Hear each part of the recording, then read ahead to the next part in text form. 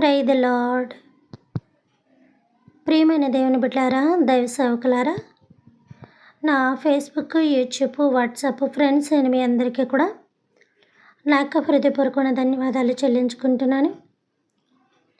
ప్రియమైన దేవుని బిడ్డలారా, నిన్నటి దినాన మన వాక్యం విన్నాం. ఏం విన్నామో ఏం చేసామో విన్నవారికి తెలుసు. మరలా అక్కడి నుంచి మనం కంటిన్యూ తీసుకుందాం.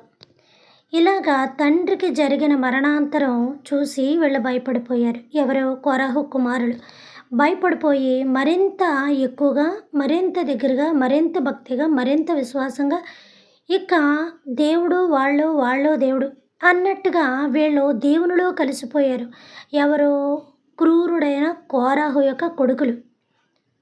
క్రూరుడు కోరహుయే తప్ప అతని కొడుకులు కాదు. అతను ఒక్కడే కోరహు ఒక్కడే క్రూరుడు. అలాగా ఈ కొడుకులు ఇంకా భక్తిలో ఏమైపోయారంటే నిమగ్నం అయిపోయి ఇంకా దేవుని పరిచర్య, దేవుని సేవ, దేవుని సువార్త, దేవుడు దేవుడు దేవుడు ఇక దేవునికి సంబంధించిన ఏ చిన్న పని కూడా వాళ్ళు వదలడం కానీ, అశ్రద్ధ చేయడం కానీ, లేకపోతే తర్వాత చేద్దామని వాయిదా వేయడం, ఇక అలాంటివి ఏవి కూడా వాళ్ళ జీవితంలో లేవు. దేవుడి పని ఒక వారం పోయాక ఉందంటే ఇప్పటి నుంచి వాళ్ళు ప్రిపేర్ అయిపోతూ ఉండేవారు. అంత భయభక్తులు కలిగి శ్రద్ధతోటి దేవుని ఆరాధించడం మొదలుపెట్టారు. ఈ ఆరాధనలో ఏమైందంటే వాళ్ళు ఇంకా దేవునికి దగ్గరైపోయారు. వాళ్ళు ఇంకా దేవునికి సన్నిధికి గొప్ప పరిచర్య చేసి వాళ్ళు అయిపోయారు. ఎవరు? కోరహు కొడుకులు. తండ్రి పాపం చేశాడు, మనల్ని వదలాలన్న సిస్టమ్ ఏమీ దేవుడికి లేదు. అయినప్పటికీ కూడా మనం ఆయన పాదాల దగ్గర, ఆయన మందిరం దగ్గర, ఆయన పాద సేవ చేసుకుంటూ ఉన్నాం కాబట్టి దేవుడు మన మీద కనికరం చూపించి వదిలాడు. అంతేకాదు దేవునికి ఇంకా ఇలాంటి మరి ముందొచ్చే టైంకి పని చేయాలి కదా. వీళ్ళంటే బాగా అనుభవం కలిగి ఉన్నారు. మరలా కొత్త వారిని ఎవరు పెట్టుకుంటారు? మోషే కానీ అహరోను కానీ మళ్ళీ వీళ్ళని తీసుకొచ్చి టెంట్లు అక్కడ వేయండి, దేవుని మందసం అక్కడ పెట్టండి, మీరు దేవుని మందసం మోయండి అని ఎవరికి చెప్పినా చేస్తారు. ఎందుకంటే ఆ రోజు అలా జరిగింది కాబట్టి పరిస్థితి. ఇక అందరూ కూడా ఒళ్ళు దగ్గర పెట్టుకొని ఉంటారు. ఒళ్ళు దగ్గర పెట్టుకొని ఉన్నారా వీళ్ళు? అమ్మో వీళ్ళకి చాలా పొగరెక్కువ. ఎవరాలు? ఇజ్రాయేల్ జనాంగం. తెల్లారి లేచి ఉదయాన్నే పొద్దున్నే మొదలుపెట్టారు సుప్రభాతం. ఇక రోజు పగలైనా, డే అయినా, నైట్ అయినా నిద్ర ఉండదు అనుకోండి. అంత ఘోర ప్రమాదం జరగాక ఇదిగో దేవుని బిడ్డలు చంపేశాడు ఈయన. దేవుడు బిడ్డలు అయినప్పుడు దేవుడు ఎందుకు చంపుతారా? నీ బిడ్డలు బాగుంటే నువ్వు చంపవు కదా. ఎంత నీ కడుపులోంచి పుట్టినైనా సరే, నీ కన్న తల్లైనా, నీ కన్న కొడుకైనా, నీ కన్న కూతురైనా నీ మీదకి కత్తెత్తితే నువ్వు ఊరుకుంటావా? నా నుంచి పుట్టినాడు నన్నే చంపాలని చూస్తే నీకు జన్మనిచ్చిన దాన్ని నేను నిన్నేం చెయ్యాలరా అనుకుంటారు. కన్న ప్రేమ ఎక్కువగా అయితే బలైపోతారేమో తప్ప సాధ్యమైనంత వరకు తల్లి తండ్రి కత్తెత్తినా కూడా వాళ్ళ ప్రాణాలు వాళ్ళు కాపాడుకోవడానికి పోరాటం చేస్తూనే ఉంటారు. కొన్ని కుటుంబాలు జరుగుతూ ఉంటాయి అలాగా. అక్రమంగా తల్లిదండ్రులు చంపడం, తల్లిదండ్రులు నిస్సహాయమైన స్థితిలో వాళ్ళని రక్షించుకోలేని పరిస్థితులు వాళ్ళ చేతిలో బలైపోవడం. ఎందుకు అంటే తెల్లారులెగితే మనం టీవీ న్యూస్, పేపర్ న్యూస్, ఈ న్యూస్లు ఎక్కువ చూస్తూ ఉంటాం. ఇప్పుడు టీవీని ప్రత్యేకంగా లేకపోతే కూర్చొని పదిలంగా చూడవలసిన అవసరం లేదు. పదిలంగా కూర్చొని పేపర్ చదవాల్సిన అవసరం లేదు. ఎప్పుడు పడితే అప్పుడు, ఎక్కడ పడితే అక్కడ సెల్లలో కూడా వచ్చేస్తున్నాయి కాబట్టి న్యూస్ అనేది సెల్లలో కూడా చూడొచ్చు. ఎప్పుడు జరిగిందో ఇప్పుడు లైవ్ వచ్చేస్తున్నాయి. కాబట్టి ప్రియమైన దేవుని బిడ్డలారా, అలా కొన్నప్పుడు మరి చంపినప్పుడు ఏం చేస్తారు? కాపాడుకోవడానికి ప్రయత్నం చేస్తారు. లేదా నిస్సహాయమైన స్థితిలో ఉంటే ఇక వాళ్ళ చేతిలో వెళ్ళి బలైపోక తప్పదు. అలాగా దేవుని పాదాల దగ్గర మనం ఉండబట్టే కదా దేవుడు మనల్ని కాపాడాడు అని వీళ్ళు అనుకుంటున్నారు. కానీ వీళ్ళు ఏమనుకుంటున్నారు? సొంత కొడుకులు, కోరహు కొడుకులు అలా అనుకుంటున్నారు. కానీ వీళ్ళు ఏమనుకున్నారు? మోషే దేవుడికి చెప్పి మన మీద చాడీలు చెప్పి మనకి విరోధంగా మాట్లాడి అవి చేసి ఈ చెప్పి అలా చెప్పి ఇలా చెప్పి వీళ్ళందరినీ చంపించేశాడు మోషే. దేవుని ప్రజలు అంటున్నారు. పిల్లల మాట అంటే తల్లిదండ్రులు చంపే పరిస్థితి దాకా రారు కదా. వాళ్ళ క్రూరులైపోయి వీళ్ళని చంపితేనే వాళ్ళు చంపుతారు. అలాగే దేవుని బిడ్డలో మేము దేవుని బిడ్డలు అని చెప్పుకున్నప్పుడు దేవుడు ఎందుకు చంపుతాడు? మీరు దేవుడిని ఆరాధించట్లేదని, దేవునికి వ్యతిరేకంగా ఉన్నారని, దేవునికి ఇష్టానుసారమైన కార్యాలు కాదు కానీ అయిష్టమైన కార్యాలు చేస్తున్నారు కాబట్టి దేవుడు మిమ్మల్ని అక్కడ విరోధంగా ఉన్న వాళ్ళందరినీ తీసేయాలనుకున్నాడు, తీశాడు. యాక్చువల్‌గా మోషే అలా చేశాడా? మీ మీద ఆళ్ళ మీద చాడీలు చెప్పాడా? లేకపోతే ఆయన పాదాలకి సాష్టాంగ నమస్కారం చేసి బతిమిలాడాడా? ఆఖరికి కోరహుకి కూడా సాష్టాంగ నమస్కారం చేశాడు. అన్నా దయచేసి నువ్వు అలా చేయొద్దు. మనందరి మీదకి మరణం వచ్చేస్తుంది అని అప్పటికి కూడా అన్నాడు. నాయనా నువ్వు అలా చేసావంటే జీవగ్రంథంలోంచి నా పేరు తీసేయి. ఎంత గొప్పగా చెప్పాడండి అసల మోషే. ఎంత నమ్మకంతో మాట్లాడాడండి. జీవగ్రంథంలో పేరంటే మన ప్రకటన గ్రంథంలో యేసయ్య దగ్గర చూస్తామో మాట. జీవగ్రంథంలో నా పేరని ప్రకటన గ్రంథంలో చివరి దినాలలో యేసు ప్రభు కాలంలో అది కూడా ఎప్పుడు రెండవ రాకడకు ఆయన వచ్చాక మనం లేచాక అప్పుడు మన పేరు లిఖించబడతాదని ఎవరు వాళ్ళ ప్రవర్తన బట్టి నేను మంచిదాన్నో చెడదానో నా పేరు లిఖించబడతాదో లేదో అన్న విషయం నా ప్రవర్తన నాకు చెప్పేస్తుంది. నా ఆలోచన విధం నాకు చెప్పేస్తుంది. నేను ఎటువంటి స్థితిగతుల్లో ఉన్నాను, నా పేరు ఎక్కడుంటుంది, ఆయన జీవగ్రంథంలో ఉంటుందా, పాతాళంలో మరణ గ్రంథంలో ఉంటుందా, ఏ జీవపు పుటలలో నేను లిఖించబడి ఉంటానని నా చరిత్ర నాకు తెలీదా? అలాగే ఎవరి చరిత్ర కూడా వాళ్ళకి తెలుస్తూ ఉంటుంది. అలాగే వీళ్ళు ఏమన్నారంటే జీవగ్రంథంలోంచి నా పేరు తీసేయను అన్నాడంటే నేను చేసిన క్రియలు ఎంత సత్క్రియలు, నా పేరు జీవగ్రంథంలో ఎక్కేసిందా లేదా అనలేదు, ఎక్కిపోయింది అనుకొని జీవగ్రంథంలో నా పేరు తీసే జీవగ్రంథాన్ని ఏదో మోషే చేతిలో దేవుడు పెట్టినట్టు, లేకపోతే మోషేకి దేవుడు రాత్రి సమయాన్ని వచ్చి ఇగో నాయనా నీ పేరు ఇందులో రాశాను నాయన, పరలోకానికి రా నాయన, నిత్యలోకానికి రా నాయన, నీ జీవగ్రంథంలో ఆయన పేరు ఇంటి పేరుతో సైతం మోషే అని చూపించినట్టుగా అక్కడ ఏమైనా చూశాడా? ఎంత నమ్మకంగా అన్నాడు చూశాడా? అందుకే దేవుడు మోషేకు ఒక గొప్ప పేరు పెట్టేశాడు. నా ఇల్లంతటిలో నమ్మకమైన వాడు మోషే. ఇల్లు ఎక్కడుంది దేవుడికి? నాకు బొరి అయినను లేదన్నారు. నక్కలకు బొరియలు ఉన్నాయి, ఆకాశ గుళ్ళకి ఇది ఉన్నాయి. మీరు యెహోవా దేవుడి కోసం చెప్పి మళ్ళీ యేసయ్య కోసం వచ్చేస్తున్నారు అని మీరు అనొచ్చు. ఈ చరిత్రలు వేరేగా ఉన్న తర్వాత చూసుకుందాం ఈ సబ్జెక్టు. కాబట్టి ప్రియమైన దేవుని బిడ్డలారా, మోషే అంత నమ్మకంగా ఉన్నాడంటే యెహోవా దేవుడికి ఇల్లు ఎక్కడుంది? యెహోవా దేవుడికి ఇల్లు ఎక్కడుంది? ఆయన ఎక్కడున్నాడు? ఆయన ఒక ఆత్మస్వరూపుడై ఉన్నాడు. ఎప్పుడు కావాలో అప్పుడు ఆత్మస్వరూపుడు అంటే మళ్ళీ అలా ముద్ర వేసేద్ది సుమా. ఆ వేరియేషన్స్ ఎన్ని ఉన్నాయి, ఎక్కడున్నాయి అవన్నీ కూడా నేను చూపిస్తూ ఉంటాను. ఇలా వాటికి లేట్ అవ్వబట్టి నాకు ఇలాగా డేట్లు ఎక్కువైపోయి టైం పట్టేస్తుంది. క్లారిటీగా ఇవ్వబట్టి అది దొరకబట్టి నేను మీకు మెసేజ్ ఇవ్వడానికి లేట్ అవ్వబట్టి ఇవన్నీ కారణాలు బట్టి ఇలా డేట్స్ అన్నీ కూడా వాయిదా పడుతున్నాయి. అంతకు మించి వేరే యొక్క ప్రాబ్లం ఏమీ కాదు, నా సొంత కార్యాలు కూడా కాదు. ఎంత నా సొంత కార్యాలు ఉన్నప్పటికీ దేవుని కార్యం మించిన తర్వాతే నాకు. కాబట్టి ఇలాగా మోషే జీవగ్రంథంలో నా పేరును తొలగించు అన్నాడు. ఇంత బతుకుతున్నాం, ఆ మాట మనం అనగలమా? దేవుల్లో ఎలా ఉన్నామో లోకంలో ఎంత బతుకుతున్నామో తెలుసు. మోషేకు ఉదయకాలమైన దేవుడు, మధ్యకాలమైన దేవుడు, సాయంకాలమైన దేవుడు, రాత్రికాలమైన దేవుడు, అనువనువున దేవుడితో నిండిపోయినవాడు మోషే. ఇక ప్రతిరోజు మోషే ప్రార్థన ప్రార్థన ప్రార్థన, దేవుని పని, దేవుని సేవ, దేవుడి పనితోటే ఉండేవాడు. ఒక డాక్టర్ పనితోటి, ఆపరేషన్‌తోటి, ఆటిలతోటి ఈటిలతోటి ఉన్నట్టుగా, లాయర్ కేసులతోటి ఆటిలతోటి ఉన్నట్టుగా, మరి పోలీసులు కేసులతోటి వాదిస్తున్నట్టుగా, అది వచ్చిన ప్రాబ్లమ్స్ అన్నీ తీరుస్తున్నట్టుగా, స్టేషన్‌కి వెళ్తున్న అన్నీ కూడా చూస్తున్నట్టుగా, ఎవరు డ్యూటీలో వాళ్ళు నిమగ్నమై ఉన్నట్టుగా దేవుడు తనకు అప్పచెప్పిన పనిలో తను నిమగ్నుడై ఉన్నాడు. 24 అవర్స్ ఇంక అదే పని. వాళ్ళని రక్షించామా, వీళ్ళని చూసుకున్నామా, సంఘాన్ని అభివృద్ధిపరిచామా, వీళ్ళు డేరాలు ఎలా చేశారు, ఎలా పెట్టారు, దేవుడి సువార్త, రేపు తెల్లారితే విశ్రాంతి దినం ఎంతమంది వస్తున్నారు, ఇదే ఉండేవాడు. ఎందుకంటే ఆయన నాయకుడు కాబట్టి నాయకత్వపు లక్షణాలు బట్టి అతను ప్రవర్తిస్తున్నాడు. లీడర్ అన్నప్పుడు లీడర్కి కొన్ని క్వాలిఫికేషన్స్ ఉంటాయి కాబట్టి అదంతా కూడా ఒక లైన్లో పెట్టాలి కాబట్టి అతను ఆ పనిలో ఉండేవాడు. యాజకుడు అంటే ఎవరు? తన అన్నయ్యన అహరోను. తను ఏం చేయాలి? లోనికి వెళ్ళాడా, దేవుడికి ధూపం వేశాడా, దేవుడిని ఆరాధించాడు. ఇతని కన్నా పరిశుద్ధంగా ఉండాలి ఆయన, లేకపోతే అక్కడే లేపేస్తాడు ఆయన. మోషే కన్నా పరిశుద్ధంగా ఉండాలి అహరోను. ఆయన లేపాడు అనుకో, ఏసిన ఆయన లేపేస్తాడు అనమాట. నువ్వు ఎలా వచ్చావు, ఎలా ధూపం వేస్తున్నాడు. అందుకే 100 మూరల తాడు. వాళ్ళు ఎక్కడ ఉండేవారు? 100 అడుగుల దూరం ఉండేవారేమో. 100 మూరలు అంటే ఆ మూరలు 100 మూరలు ఎంత పొడుగు వస్తుందో, ఎంత లెంత్ ఉంటుందో అంత దూరంగా వాళ్ళు ఉండేవారు అనమాట. అప్పుడు ఈయన లాగుతూ ఉండేవారు బయట. గంటలు ఎందుకు కట్టేవారు? ఈయన శ్రేష్ఠుడు అయితే దేవుడు ఆయన పూజలు అందుకుంటున్నాడు, మన అర్పణలో అహరోను వేస్తున్నాడు, మన అర్పణలో మన పూజలన్నీ దేవుడికి అందిస్తున్నాడు కాబట్టి ఈయన తిరుగుతున్నాడు కాబట్టి గంటల సౌండ్ వస్తుంది. చచ్చాడంటే గంట లేదు కానీ పెంట అయిపోతుందని అది లాగుతుండేవారు అనమాట. అందుకని నడాలకి గంటలు కట్టేవారు. అంగీ ఎందుకు వేసేవారు? దేవుణ్ణి స్తుతించిన దూతలో 2 కాళ్ళతో పాదాలు, 2 కాళ్ళతో మొఖాలు, 2 కాళ్ళతో ఆయన యొక్క మందసాన్ని పట్టుకుంటూ ఉండేవారు. పాదాలు కనపడకూడదు ఆయనకి. అందుకే కదా మోషే కొండ దగ్గరికి వెళ్ళినప్పుడు వెంటనే దేవుడు తన వాయిస్ వినిపిస్తాడు, మోషే నీ పాదరక్షలు విడిచి లోనికి రా. పాదరక్షలు అంటే చెప్పులు దేనికి వేస్తారు? పాదాలకే వేస్తారు. కాబట్టి ఆ పాదరక్షలు విడిచిరా అన్నాడు. ఇక్కడ ఈయన ఏం చేస్తున్నాడు? పాదాలతో నడుస్తున్నాడు కాబట్టి ఆ పాదాలు కనపడకూడదు. ఆ అంగి నేలకంట అంటేయాలి. ఇప్పుడు లేడీస్ నైటీలు వేసినట్టుగా ఇప్పుడు డ్రెస్సులు కూడా అలాగే వచ్చేస్తున్నాయి కదా, భూమి కంటిలాగా. ఆ టైప్లోని వేస్తూ ఉండేవారు అనమాట. మోషే కొడుకు కూడా ఎంటర్ అవ్వలేదు లోనికి. అసలు మోషే ఎంత యాజకుడండి, ఎంత పనివాడండి. మోషే యొక్క కొడుకు చరిత్ర ఎక్కడన్నా ఎప్పుడన్నా వినపడిందా?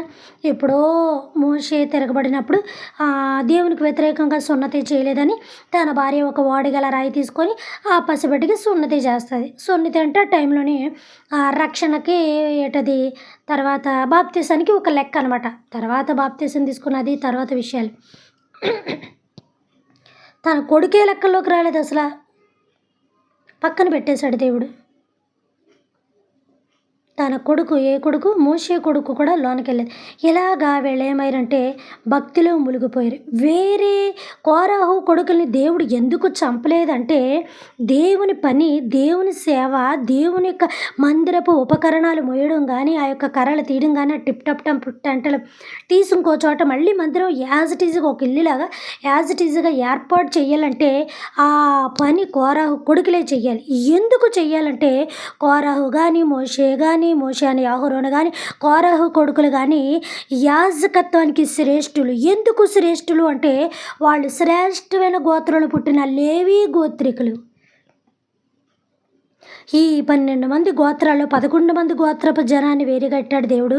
ఆ 11 మందిలో వీళ్ళని కలపలేదు దేవుడు. లేవీ గోత్రాన్ని కలపలేదు. అదొక్కటి మాత్రం శ్రేష్టంగా పెట్టాడని ఈ ముందు వాక్యాలో చెప్పాను. ముందు వాక్యాలు అంటే ఇదే, ఈ లెసన్లోనే ఫస్ట్ అవి చెప్పాను. ఎందుకంటే లాస్ట్లో ఈ మ్యాటర్ వస్తుంది కాబట్టి అని ఫస్ట్లో అవి నేను చెప్పాను అనమాట. కాబట్టి లేవి యొక్క గోత్రాన్ని వేరుగా పెట్టాడు. ఎందుకంటే ఆ కుటుంబాన్ని, ఆ వంశపు వారిని, ఆ జాతి వారిని మాత్రమే నేను దేవుని సేవకి, దేవుని పనికి, దేవుని పరిచర్కి, మందిరములో యాజకత్వం చేయడానికి వాడుకుంటాను. అంటే ప్రసంగించడానికి, అంటే సేవ చేయడానికి, అంటే పరిచర్య చేయడానికి, అంటే అందరినీ ఒక లీడర్ క్వాలిటీలో నడిపించడానికి నేను ఆ జాతి వారినే ఎన్నుకుంటాను. అది శ్రేష్టమైన జాతి, నాకు ఆ జాతే కావాలి. ఎవరు వద్దు. ఎంత పడి లేచినా, ఎంత దేని స్థితిలో ఉన్నా, ఎంత ఉన్నతమైన స్థితిలో ఉన్నా నాకు వాళ్ళే కావాలి. ఎందుకంటే వాళ్ళని దేవుడు ఎన్నుకున్న గోత్రికులు లేవి గోత్రికులు. ఆ లేవి గోత్రమే శ్రేష్టమైన గోత్రం. ఆ శ్రేష్టమైన గోత్రమే దేవుడు ఎన్నుకున్న యాజకత్వపు గోత్రము. అది స్త్రీ అయినా పురుషుడైనా ఎవరైనా సరే, స్త్రీలైతే ప్రవక్తినిలుగా ఉంటారు, పురుషులైతే యాజకత్వంలో ఉంటారు. దేవుడికి స్త్రీలింగము పురుషలింగము భేదాభిప్రాయాలు ఉండవు. కాబట్టి అలాగ దేవుని యొక్క యాజకత్వం కూడా వాళ్ళు చేస్తూ దేవునిలో కూడా నడిపిస్తూ ఉండేవారు అనమాట. వాళ్ళు కూడా యాజకులై ఉన్నారు. దేవునికి ధూపార్తం చేసి సేవ చేసి మిరియాము ఎవరు? ఒక గొప్ప ప్రవక్తని, జీవితాలు చదివేస్తుంది అనమాట ఆవిడ. అలాంటి ఆవిడ కూడా తమ్ముడు మీద అసూయపడింది. వీళ్ళిద్దరికన్నా చిన్నవాడు మోషే. అహరోన్కి మోషేకి 3 నెలలు తేడా అని చెప్పాను కదా, గుర్తుపెట్టుకోండి. ఎందుకంటే నాకు కొంచెం అందవరపు, ఎప్పుడు చెప్తాను ఎప్పుడు మర్చిపోతాను నాకే తెలియదు. అలాగా వీళ్ళని ఎందుకు చంపలేదంటే ఆ కర్ర పట్టుకున్నా, మేకు పట్టుకున్నా, తాడు పట్టుకున్నా, టెంట్ చివరి భాగం పట్టుకున్నా లేవి గోత్రికులే పట్టుకోవాలి. ఆయన పని వాళ్ళే చెయ్యాలి. ఎవరు చేద్దామని ఇలా కోరాహులాగా ఎంత పులుముకున్నా కాకి కోకిల ఒకలాగే ఉంటాయి. దీని సైజు కొంచెం చిన్నగా ఉంటుంది కోకిలది, దాని సైజు కొంచెం పెద్దగా ఉంటుంది. కలర్ ఒకలాగే ఉంటుంది, మొక్క ఒకలాగా ఉంటుంది. కానీ స్వరం ఎప్పటికీ ఒకటి కాదు. మేము కూడా ఆ పని చేస్తామని మీరు ఎంత దిగినప్పటికీ కూడా, ఈ 11 మంది గోత్రాలు ఎంత దిగినప్పటికీ కూడా, ఎందుకు ఆ గోత్రంలో ఉన్న కోరాహు తేడాపాడాగా ఉంటేనే దేవుడికి ఒప్పుకోలేదు. అలాంటిది బయట 11 గోత్రాల వారు వచ్చి ఇందులో దూరతాం పని చేస్తామంటే ఒప్పుకుంటారా? ఈ 11 మందిని కూడా రెచ్చగొట్టేశాడు. ఈ 11 మంది గోత్రికులు, ఏ బెన్యామీను నువ్వు రాకూడదా? ఏ యోధా నువ్వు రాకూడదా? ఇంకెవరు? ఏ షిమియోను నువ్వు రాకూడదా? మనం అందరం ఒక తండ్రికి పుట్టినోడం కాదా అని వీళ్ళందరినీ అయ్యగారు రెచ్చగొట్టేశాడు. రెచ్చగొట్టడం కూడా పెద్ద నేరమే. అది కూడా మరణశిక్షలాడిదే. ఇలాగా లోపట లోపల రెచ్చగొట్టేశాడు. రెచ్చగొట్టాడు. ఇలా రెచ్చగొడితే నువ్వు రెచ్చగొట్టావు బాగానే ఉంది. వాళ్ళు కూడా ఉద్రేక స్వభావంతో వచ్చేసరి బాగానే ఉంది. నువ్వు రెచ్చగొట్టినోళ్ళు వచ్చినోళ్ళని దేవుడు అంగీకరించాలి కదా! దేవుడు ఒప్పుకోవాలి కదా! మీరంతా తుస్సుబేరం రా బాబు. లేవి గోత్రికులే శ్రేష్టమైన గోత్రం రా బాబు. దేవుడి సేవ చేస్తే వాళ్ళే చేయాలి. వాళ్ళ రక్తాన్నే కోరుకున్నాను, వాళ్ళ బ్లడ్నే కోరుకున్నాను, వాళ్ళ జాతినే కోరుకున్నాను. వాళ్ళ శ్రేష్టమైన జాతి. అది స్త్రీ అయినా పురుషుడైనా నా పని చేయడానికి వాళ్ళు మాత్రమే శ్రేష్ఠులు. ఎవ్వరూ శ్రేష్ఠులు కాదు. ఇంకో విషయం చెప్పనా? మీ అందరికీ తెలిసిందే, మీ దైవజనులు చెప్తుంటారు. మోషే కూడా ఈ దేవుడు చాలా బాగా వాడుకున్నాడు, ఇచ్చేశాడు. కానీ మోషే కూడా దేవుడికి ధూపం వేయలేదు. ఎందుకో తెలుసా? అతను యాజకుడు కాదు. ఒక టైంలోని ఒక చోట యాజకుడు అని రాసి ఉంటుంది రామని చెప్పాను కదా. ఆ యాజకుడు ఎలా అంటే చెప్తాను. అహరోనే యాజకత్వం చేయాలంటే పాస్టర్ అంటే దైవ సేవకుడు అంటే బోధ చేయవాడు అంటే దేవునికి ధూపార్తి వేయవాడు. ధూప నైవేద్యములతో దేవుని స్తుతించి ప్రజలకి ఆయన చెప్పిన మాటలు శాంతికరంగా చెప్పి వాళ్ళ నుంచి దీవెనలు ఇచ్చి వాళ్ళ మాత్రమే అభిషేకించాలి, వాళ్ళ మాత్రమే ప్రార్థన చేయాలి, వాళ్ళ మాత్రమే స్వస్థత చెప్పాలి, వాళ్ళు మాత్రమే వాక్యం చెప్పాలి, వాళ్ళ మాత్రమే దేవుని యొక్క మందిలో సమస్త కార్యములు వాళ్ళే చక్కబట్టాలి. ఎవరు పడితే వాళ్ళు దూరిపోయారు అనుకోండి, ఇంకెందుకులే. మీకు అర్థమైంది కాబట్టి అర్థం చేసుకోండి. అలాగా దేవుడు ఈ యొక్క కోరహు కొడుకులను కూడా చంపేస్తే నా పని చేసేవాళ్ళు ఎవరున్నారు? నాకు కర్రలు మూసి మళ్ళీ నెక్స్ట్ విశ్రాంతి దినం వస్తుంది. ఈరోజు ఇప్పుడైనా చంపేశాను, నెక్స్ట్ విశ్రాంతి దినం వస్తుంది. అరణ్యంలో కొంతవరకు ప్రయాణం చేస్తారు, ఒక 6 రోజులు. 7వ రోజు మన ఏంటది అప్పుడే మర్చిపోయాను. 7వ రోజు విశ్రాంతి దినం వస్తుంది, నా ఆరాధన దినం వస్తుంది. మరలా అక్కడ మందిరాన్ని ఏర్పాటు చేయాలి కదా. అరణ్యంలో మందిరాలు ఎక్కడున్నాయి? అక్కడ ఏమైనా గుళ్ళు కట్టేశారా? స్థిరస్థాయిగా చెడక అది ఏమైనా ఊరా? అక్కడ ఏమైనా వాటర్ ఉందా? అక్కడ ఏమైనా పొలాలు ఉన్నాయా? అక్కడ ఏమైనా ఇల్లులు ఉన్నాయా? అక్కడ ఏమైనా గోమేధికలు అన్నీ ఉన్నాయా?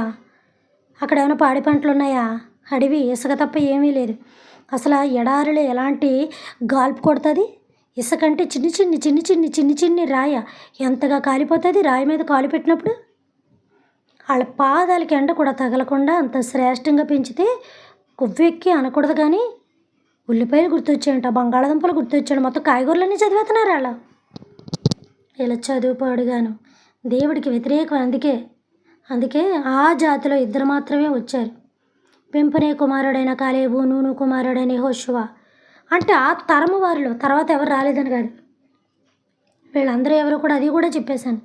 1, 2 నేను మొదలుపెట్టిన కానీ ఇప్పుడు దాకా ఎన్ని చెప్పాను, ఎన్ని చరిత్రలు చెప్పాను, ఎంత వివరం చెప్పాను, ఎంత క్లారిటీగా చెప్పాను, ఎంతమంది భక్తుల్ని ప్రవక్తల్ని స్త్రీలని మీ ముందు ఉంచాలో మీకు తెలుసు. నాకు అవుతున్న ప్రతి లేటు కూడా దానికి సరైన క్లారిటీ మీకు ఇవ్వాలని నేను తీసుకున్న లేటు అంతే. అది ఎప్పటికీ ఎవరు విన్నా ఇంకా చెప్పట్లేదు మానేసింది అనుకున్నా మీ ఇష్టం, ఏమనుకున్నా మీ ఇష్టం. నాకు ఎప్పుడు దాని నుంచి సరైన క్లారిటీ వస్తే నేను అప్పుడే చెప్తాను, అప్పటిదాకా నేను చెప్పను. కంటిన్యూగా చెప్పడం వల్ల తెలిసి తెలియని మాటలు కంటిన్యూగా మాట్లాడడం వల్ల ఉపయోగం ఏముంది? వ్యర్థమైన ప్రసంగాలు చేయడం వల్ల ఉపయోగం ఉంది? నన్ను నేనే అనుకుంటున్నాను, నేను ఎవరిని అనట్లేదు. ప్రతిదానికి తప్పులు పట్టద్దు. అలాగా ఈ యొక్క విషయం ఏంటంటే లేవి గోత్రికులే కర్రలు మొయ్యాలి, దేవుని మందసం మొయ్యాలి, దేవుని యొక్క యాజకత్వం చేయాలి, ఇవన్నీ చేయాలి. కాబట్టి వీళ్ళందరూ లేవి కుటుంబానికి సంబంధించిన వాళ్ళే కాబట్టి దేవుడు వాళ్ళని చంపలేదు. లేకపోతే తల్లిదండ్రుల దోషములు 3, 4 తరముల వరకు వచ్చును అన్నట్లుగా అక్కడ వాళ్ళని కూడా వేసేసిన తేడా పడకుంటాయి. నా పని చేయడానికి మనుషులు కావాలి కదా. మిమ్మల్ని పుట్టించి మీకు భోజనం పెట్టి మీకు సకల సదుపాయాలు కల్పించి నా పని నేను చేసుకోనా, మీకు జీతం ఇచ్చి నా వర్క్ నేను చేసుకోనా? అబ్బా చాలా బాగుంది, చెయ్యండి రా బాబు, నా పని చేయండి మీరని ఒక్కొక్క చోటకు ఒక్కొక్కరిని ఏర్పాటు చేసి మందిరం సభకు బాగా దిట్టంగా దేవుడు చేశాడు. ఇలాగ ఇందులో ఏమయ్యారంటే తండ్రి మరణాన్ని అంత ఘోరాన్ని చూసిన వీళ్ళు భయపడిపోయి దేవునికి ఇంకా సన్నిహితంగా దగ్గరైపోయారు. అలాగా వీళ్ళకి వివాహాలు అయ్యాయి, వాళ్ళ పిల్లలు పుట్టారు, ఇదయ్యారు. తర్వాత పుట్టిన వాళ్ళకి కూడా ఏమొస్తుంది? లేవి గోత్రం వస్తుంది, ఆ ఇంటి పేరే వస్తుంది. కోరహు ఇంటి పేరే వస్తుంది, కోరహు కొడుకులు. పోనీ కోరహుకి ఇంటి పేరు ఏముంది? లేవి అంతే, ఇంటి పేరే ఉంది, ఇంత అదే. తర్వాత వీళ్ళకేమవుతుంది కొడుకులు కదే, తర్వాత కొడుకులు, తర్వాత కొడుకులు. అలాగ వీళ్ళు చరిత్ర చరిత్ర చరిత్ర చరిత్ర తర్వాత ఎప్పుడు అంటే మరి మీరు దావీదు కోసం చెప్పారు కదా అనొచ్చు. ఇప్పుడు అక్కడికే వస్తున్నాను. ఈ దావీదు తరానికి వచ్చేటప్పటికి కూడా కోరాహు సంతానం ఇంకా అభివృద్ధి పడిపోయింది. దేవుని మందిరమును సేవ చేయడం బట్టి వీళ్ళు కూడా పుట్టుకుంటూ పుట్టుకుంటూ వీళ్ళు కూడా వివాహాలు చేసుకుంటూ బిడ్డలకంటూ వీళ్ళు కూడా జాతి పెరిగింది వీళ్ళది కూడా. ఎవరిది అందరూ పెరిగినట్టే 11 గోత్రాల్లో జాతులు పెరిగినట్టే వీళ్ళ లేవి యొక్క గోత్రంలో కూడా వీళ్ళ కోరాహు యొక్క జాతి కూడా పెరిగింది. ఇలా జాతి పెరగడంతో వీళ్ళ పనేటి మందిరపు సేవ. ఎవరు కోరాహు కొడుకులు ఎవరు ఇక కోరాహు చచ్చిపోయాడు కదా, ఆయన లిస్టులోని తీసేద్దాం, లేట్ అని ఎట్టేద్దాం.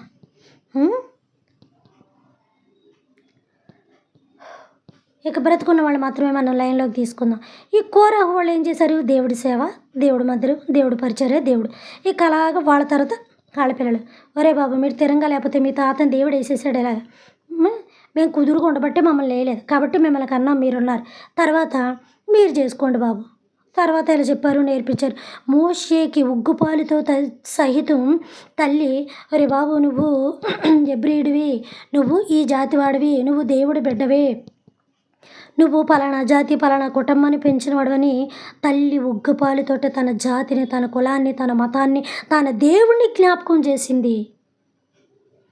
అలాగే కోరాహు కొడుకులు చేశారు, కోరాహు కొడుకులు చేశారు. ఇలాగ వీళ్ళ తరం వెంబడి తరమకి ఏం చేశారంటే దేవుని మందిరపు సేవే చేశారు. అప్పుడు దేవుని మందిరపు సేవ చేసి చేసి చేసి చేసి తప్పటికి 11 ఆగండి కంగారు పడద్దు, ఏంటది 11 తరాలు వచ్చేటప్పటికి, తరాలు అంటే తెలుసు కదా, తరవడం కాదు, కత్తి సుత్తించుకొని తరవడం కాదు, తరాలు అంటే మీకు తెలుసు, నాకు క్లారిటీ ఇవ్వడం రావట్లే కానీ తరాలు. మా దేవుడు బాగా గుర్తు చేశాడు. ఇప్పుడు మా తల్లి తండ్రి యొక్క తరం అయిపోయింది, తర్వాత ఆయన పుట్టిన సంతానం మేమున్నాం, మగబిడ్డల సంతానం కానీ ఆడబిడ్డలు కానీ, ఆడ మగ మొత్తం సంతానం ఉన్నాం, మా తరం అయిపోతుంది. తర్వాత మా నుంచి వచ్చిన తరం వాళ్ళు అయిపోతారు. అలాగా పుట్టుక 11 తరాల వరకు ఇలాగొచ్చారు. ఈ 11వ తరంలో పుట్టుకొచ్చి బాగా ఎదిగి ఇది చేసిన వాడే దావీదు. ఈ 11వ తరం నుంచి వచ్చిన 11వ శతాబ్దం, అదే శతాబ్దం కాదు, 11వ వాడి నుంచి వచ్చిన వాడే ఒక గొప్ప ప్రవక్త. ఆ గొప్ప ప్రవక్త ఎవరు అంటే సమూయేలు. సమూయేలు దగ్గర ఎవరు ఉండేవారు, సౌలు దగ్గర ఎవరు ఉండేవారు, తన తండ్రి అయిన యెషయా.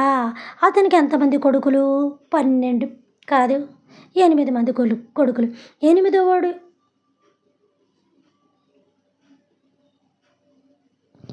ప్రియమైన దేవుని బిడ్డలారా, దేవుడు నాకు కావాల్సిన ఒక అద్భుతమైన పాయింట్ ఇక్కడ భలే గుర్తు చేశాడు.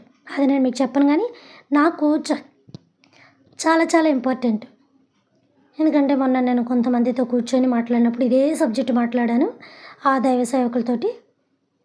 ఇక్కడే ఆఫ్ చేశాను, దేవుడు బాగా గుర్తు చేశాడు, అందుకు దేవునికి వందనాలు.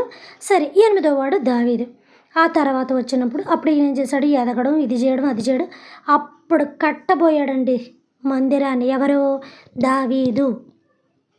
అప్పుడు దేవుడు ఏమన్నాడు, దావీదు పక్కనుండి అబ్బాయి బాబు, నీ చేతులు రక్తము చేతను, నీ వేళ్ళు దోషముల చేతను యుద్ధములు చేసి నీవు నిండిపోయి ఉన్నావు, నీవు రాజు పదవిని సరిగా చేసావు కానీ దేవుని మందిరాన్ని కట్టడానికి అనర్హుడివి, నువ్వు దేవుల్లో గొప్పవాడివే కానీ నువ్వు దేవుని మందిరాన్ని కట్టడానికి శ్రేష్ఠుడు కాదు బాబు, నీ కడుపును పుట్టబోతున్నాడే వాడు మాత్రమే శ్రేష్ఠుడు అన్నప్పుడు, ఈ కడుపును పుట్టబోయేవాడు ఎవరు, ఊరియా కొడుకు. ఈ ఊరియా దావీదుకు భార్య కాదు, తన సైన్యంలో ఒక భార్యని తీసుకొచ్చి అతని ముందు పెట్టి ప్రాణాలు తీసేశాడు దావీదు. మళ్ళీ లెటర్ రాసి పంపించాడు, తలలను నరికేస్తారు కదా, అందులో ముందు లైన్లో నిలబెట్టు ఊరియాని, అలా ఆవిడతో నేను సంతోషంగా ఉంటానని వేసిన పాపిష్టి యాశానికి దేవుడు తనకు ఒక సంబంధించిన ఒక బిడ్డను లేపేశాడులేండి. దేవుడికి లెక్క అంటే లెక్క, పాత నిబంధన కదా, కంటికి కన్ను పంటికి పన్ను అన్నట్టుగా అనమాట. అలాగా ఈవిడికి పుట్టిన అతనే షలోమోను. కాబట్టి ఈ అబ్షాలోము ఎవరు అంటే మూడవ భార్య కొడుకు. రాత్రి చెప్పాను కదా నిన్నటిదేనా, మూడో భార్య కొడుకు. కాబట్టి ఉపపత్ని అయిన ఆవిడ కొడుకు రాజు అవ్వడం ఏంటి, సమాజంలో ఒక పేరు ప్రఖ్యాతులు పొందిన ఉన్నతమైన పదవి రాజస్థానంలో అతను కూర్చోవడం ఏంటి, ఆడికి నేను ఏదో ఊడుగులు ఉడిచేవాళ్ళగా నేనేదో పక్క నుండి ఏదో ఇసురుగారెట్టి ఇసిరినట్టుగా నేను అతని ఫ్యాన్గా ఉండడం ఏంటి అని చెప్పి ఏం చేశాడు, తండ్రి మీద మరణశిక్ష ఆమోదం చేయడానికి సిద్ధపడ్డాడు. అప్పటికే తన వైపు కొంతమందిని తిప్పేసుకున్నాడు. ఎవరు, అబ్షాలోము. ఈలోగా తండ్రినైన దావీదుని చంపడానికి చూశాడు. అప్పుడు దావీదు అడవిలోకి పారిపోయాడు. ఈలోగా దావీదు తరములో వచ్చిన వారందరూ కూడా ఆ తరం నుంచి దావీదు దగ్గర పనిచేస్తున్న వాళ్ళే కోరహు యొక్క సంతానం. ఎందుకంటే దావీదు దేవునిలో పిచ్చోడు, దేవుని పిచ్చోడు దావీదు. ఆ స్వరము విప్పాడంటే దయ్యాలు పరుగులు పరుగులు పెట్టుకొని రావాలి, పరుగులు పరుగులు పెట్టుకొని వెళ్ళిపోవాలి. ఆ తంబురు సితార వాయిస్తుంటే ఎలాంటి దయ్యమని వెళ్ళిపోవాలి. ఎప్పటికీ సౌలుకి తెలియదు. సౌలు మీదకి భయంకరమైన ఒక దయ్యం వచ్చి వెళ్ళిపోతూ ఉండేది అనుకునేవాడు. కానీ ఆ దావీదు వచ్చి ఆ తంబురు పట్టుకొని పాటలు పాడుతుంటే, గిటార్ పట్టుకొని ఆ స్వరం ఎత్తి పాడుతూ ఉంటే అందులోనే ఆ యొక్క కంఠంలోనే ప్రతి ఒక్క మ్యూజిక్ ప్రతి ఒక్క ఇన్స్ట్రుమెంట్, ప్రతి ఒక్క స్వరము అందులోనే అన్ని నాదాలు వచ్చేస్తూ ఉండే అనమాట. ఆ కంఠస్వరంలోని పాట కాదు, పదాలు కాదు, ఆ కంఠస్వరంలో ఉన్న వైబ్రేషన్స్ అలా ఉండి అన్నీ మ్యూజిక్కి సంబంధించినవి, అవి సంబంధించినవి అన్నీ కూడా ఆ కంఠంలో దేవుడు పొందుపరిచేశాడు. కాబట్టి దేవుడు ఈ యొక్క మోషే రాసిన కీర్తనలో 150 కీర్తనలు అంటాం. మోషే 150 కీర్తనలు రాయలేదు. ఇప్పుడు అదే చరిత్ర వస్తుంది. ఆ యొక్క మోషే ఏంటది, బ్రెయిన్ పని చేయట్లేదు నాకు, నా బ్రెయిన్లో దుష్టుడు నిండిపోయాడు. కొంచెం తక్కువ టైం చెప్తే బాగుండు, ఎక్కువ టైం చెప్తున్నాను ఈ మధ్యకాలంలో. ఎందుకంటే మరి గ్యాప్ ఎక్కువ వస్తుంది కదా. మీరు ఎప్పుడు వినాలనుకున్న కొంచెం విని వినండి. అలాగా ఇప్పుడు ఎవరి కోసం చెప్పానరా,